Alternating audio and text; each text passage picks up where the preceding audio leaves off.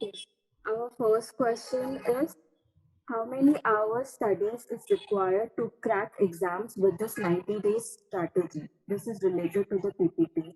Okay, actually, they for me like whenever somebody says like I have heard from many students as well as from the even faculties also they always tell the students कि dear आप लोगों को 12 घंटा तो पढ़ना पड़ेगा 15 घंटा तो पढ़ना पड़ेगा एक्चुअली वो एक बहुत they get scared of listening this type of thing so for me what I feel is like हो सके तो जितना आप अपना बेस्ट दे पा रहे उतना घंटे पढ़ो एफिशिएंट घंटे पढ़ो rather than doing any donkey's work. So try to avoid that कि मुझे इतने घंटे पढ़ने ही पड़ेंगे.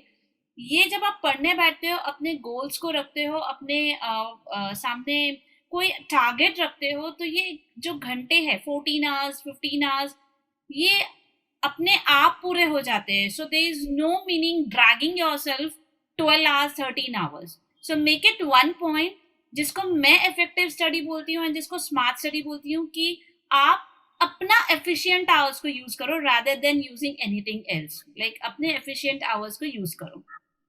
Sorry.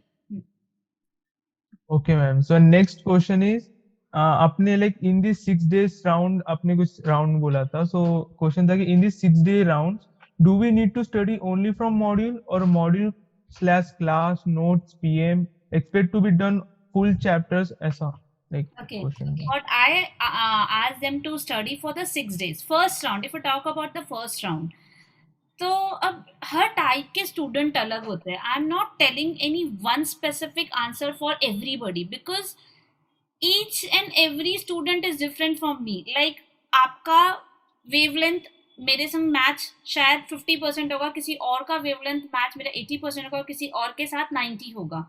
So every person is different, every student is different. So in general मैं बात करूंगी, कुछ स्टूडेंट ऐसे हैं कि आज तक स्टडी मटेरियल नहीं छुए तो go for first round study material. Second round past question papers. You have to choose second round. पहले स्टडी मटेरियल करना and then pass papers. Third round study material pass papers then RTPs. तो कैसा होगा, आपकी efficiency बढ़ती जाएगी. लेकिन अगर आपने स्टडी मटेरियल ऑलरेडी टच किया है तो first round study material pass papers दोनों साथ में लेके करो. And if you are comfortable with any classes notes जो आपने कहीं पढ़ा है और आपको लगता है कि उसको पढ़ना चाहिए बिकॉज मैं उसको बार बार पढ़ रही हूँ, तो ठीक है आप उसको भी टच करो. लेकिन यहाँ पर मैं एक और पॉइंट ऐड करूंगी, अगर हो सके तो पुराने नोट्स को बिल्कुल टच मत करो because if you want a different result you have to work differently. So ऐसा नहीं होना चाहिए कि हम एक ही नोट्स को हम लास्ट 3 अटेम्प्ट से 2 अटेम्प्ट से, चाहे वो प्रैक्टिकल हो थ्योरी हो, उसको टच करते जा रहे हैं, बस उसी को पढ़ते जा रहे हैं और वैसा ही आपको रिजल्ट मिलेगा.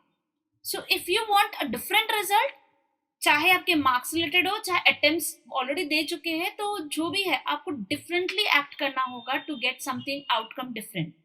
तो my answer is just only कि अगर स्टडी मटेरियल हो गया है तो ऐड ऑन करते जाओ, आरटीपीज ऐड ऑन करते जाओ, last will be your notes अगर आपने कुछ खुद का बनाया. लेकिन फॉरमोस्ट इज योर नोट्स, उसके ऊपर कुछ नहीं होना चाहिए, आपके खुद के बनाए हुए नोट्स होने चाहिए.